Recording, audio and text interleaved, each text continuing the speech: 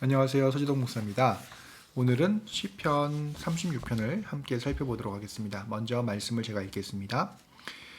여호와의 종 다윗의 시 인도자를 따라 부르는 노래. 악인의 죄가 그의 마음속에 이르기를 그의 눈에는 하나님을 두려워하는 빛이 없다 하니 그가 스스로 자랑하기를 자기의 죄악은 드러나지 아니하고 미워함을 받지도 아니하리라 함이로다. 그의 입에서 나오는 말은 죄악과 속임이라. 그는 지혜와 선행을 그쳤도다. 그는 그의 침상에서 죄악을 꾀하며 스스로 악한 길에 서고 악을 거절하지 아니하는도다. 여호와여, 주의 인자하심이 하늘에 있고 주의 진실하심이 공중에 사무쳤으며 주의 의는 하나님의 산들과 같고 주의 심판은 큰 바다와 같으니이다. 여호와여, 주는 사람과 짐승을 구하여 주시나이다. 하나님이여, 주의 인자하심이 어찌 그리 보배로우신지요. 사람들이 주의 날개끈을 아래에 피하리나이다.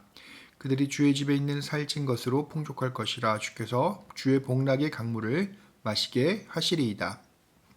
진실로 생명의 원천이 주께 있사오니 주의 빛 안에서 우리가 빛을 보리이다. 주를 아는 자들에게 주의 인자하심을 계속 베푸시며 마음이 정직한 자에게 주의 공의를 베푸소서. 교만한 자의 발이 내게 이르지 못하게 하시며 악인들의 손이 나를 쫓아내지 못하게 하소서. 악을 행하는 자들이 거기서 넘어졌으니 엎드려지고 다시 일어날 수 없으리이다. 아멘. 오늘 이 시편 36편은 특별히 세 부류의 셋을 비교해서 보고 있고요. 크게 하면 둘로 비교할 수가 있습니다. 첫 번째는 바로 악인과 그리고 하나님, 그리고 그 악에 대척해서 서 있는 사람, 하나님의 사람들을 이제 차례대로 보여주고 있고요. 또 하나는 악한 일을 저지르고 있는 악인들과 그리고 하나님의 편, 하나님을 비롯해서 하나님의 편자들, 선자들 해서 둘로 이렇게 또 나누어서 볼 수가 있겠습니다. 이렇게 시편은 악한 사람들의 모습, 그리고 하나님의 성품, 그리고 하나님의 백성들의 바람 또는 그런 소망하는 것들을 나란히 보여주고 있습니다.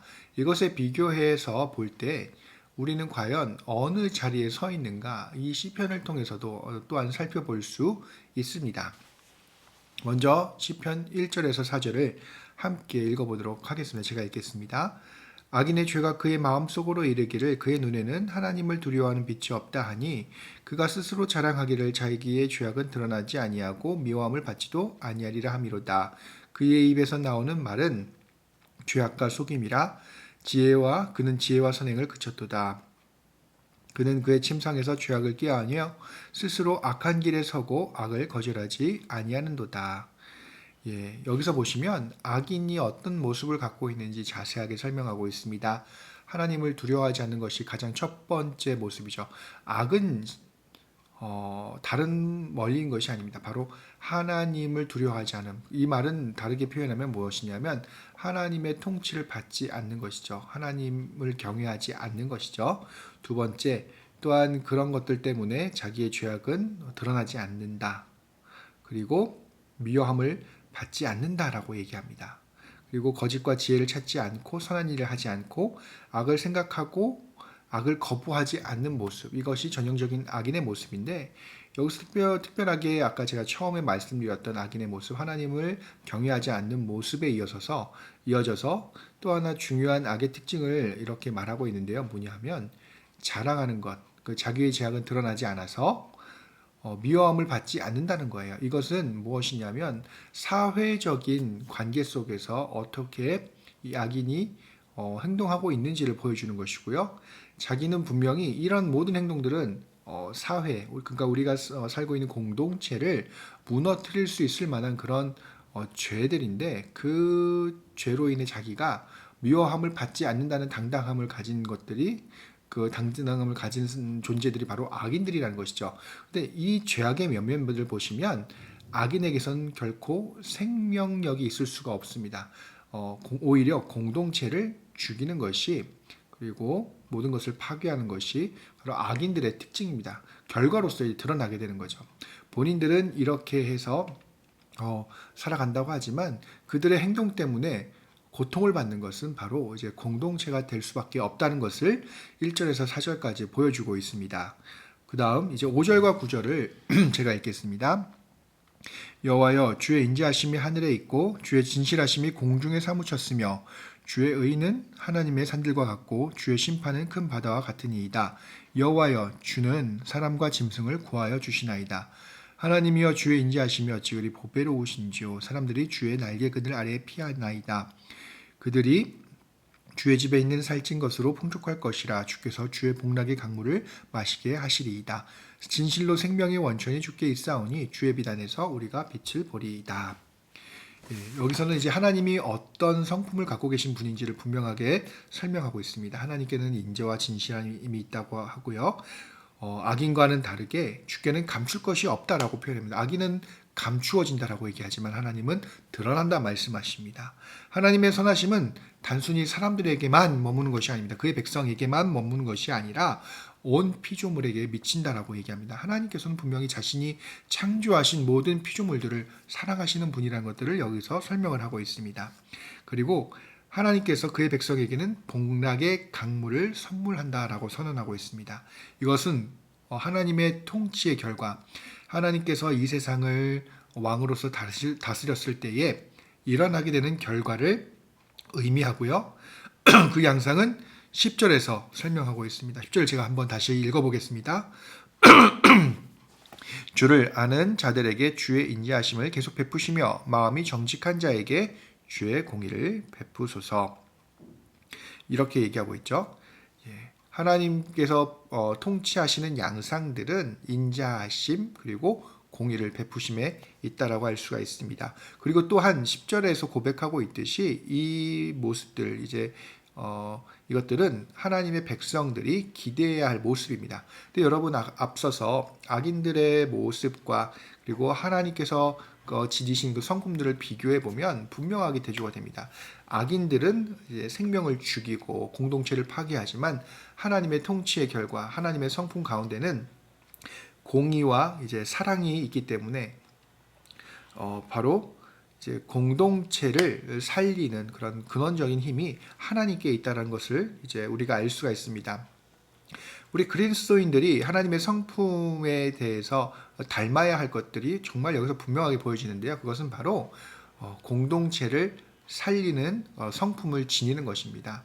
공동체를 살리기 위해서는 어떻게 하겠습니까? 당연히 1절부터 4절까지 있는 악인의 모습들을 지양하고 그리고 5절에서부터 9절까지 소개되고 있는 하나님의 성품을 우리는 닮아야 한다는 것들을 이 시편에서는 가르쳐주고 있습니다. 또 하나 또 중요한 것이 무엇이 있냐면요. 이 하나님께서 드러내시는 성품, 그 하나님께서 계신 곳을 이 시편은 분명하게 보여주고 있습니다. 그것은 바로 성전이라는 공간입니다. 여러분, 성전이라는 공간은 건물로서의 성전만 있는 것이 아닙니다. 하나님께서 계시는 모든 곳이 성전이 될 수 있고 성소가 될 수가 있습니다. 그리고 하나님께서는 이미 에스겔서에서 자신이 예루살렘 성전을 떠나신 그 환상을 통해서 에스겔에게 언제든지 자신이 성전을 떠날 수 있고 동시에 그의 백성들과 함께 계시기 위해 거하실 수도 있음을 보여주셨습니다. 그러니까 하나님께서는 자유롭게 자신께서 계실 곳을 선택하시는데요. 여러분, 성전이 바로 하나님께서 계시는 곳이라고 제가 말씀드리지 않았습니까? 그 떠나신 하나님께서 거하시는 곳은 어디였냐면 그의 백성이었습니다. 그의 백성 가까운 곳이었습니다. 그리고 궁극적으로는 바로 우리의 마음, 하나님의 보좌라고 선언되는 우리의 마음 가운데 하나님께서 거하고 계십니다. 그렇게 되면 우리가 어떻게 됩니까? 바로 거룩한 곳, 하나님의 성전이 되게 됩니다. 여러분, 하나님께서 우리 마음 가운데 통치하시게 될 때 어떻게 되겠습니까? 바로 5절에서부터 9절까지 말씀하시는 그런 결과들을 우리가 자연스럽게 누리게 된다는 것을 알 수가 있습니다. 마지막으로 10절에서 12절을 제가 읽어보겠습니다. 주를 아는 자들에게 주의 인자하심을 계속 베푸시며 마음이 정직한 자에게 주의 공의를 베푸소서. 교만한 자의 발이 내게 이르지 못하게 하시며 악인들이 손이 나를 쫓아내지 못하게 하소서. 악을 행하는 자들이 거기서 넘어졌으니 엎드려지고 다시 일어날 수 없으리이다. 이 단락은 결국 악의 현실, 악이 드러나는 그런 현실 속에 대비되는 하나님의 일하심에 대한 요청이다라고 할 수가 있습니다. 여러분, 하나님께서 우리의 삶의 역사하심에 대한 요청, 그것은 결국 어디에 있냐면 우리의 기도 가운데 있습니다.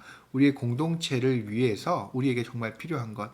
하나님께서 우리 공동체를 생명력이 넘치는 공동체, 하나님의 말씀이 넘치는 공동체로 이렇게 역사해 주시기를 원하시다면 우리는 분명히 그 하나님께서 일하심을 요청, 즉 기도해야 한다는 것이 오늘 시편의 결론이다라고 할 수가 있습니다.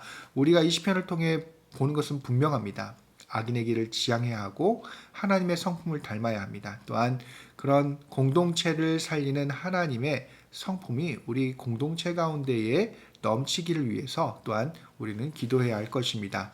이 말씀을 기억하시고 또한 오늘 하루도 승리하시기를 주님의 이름으로 축원합니다. 다음 시간에 뵙겠습니다.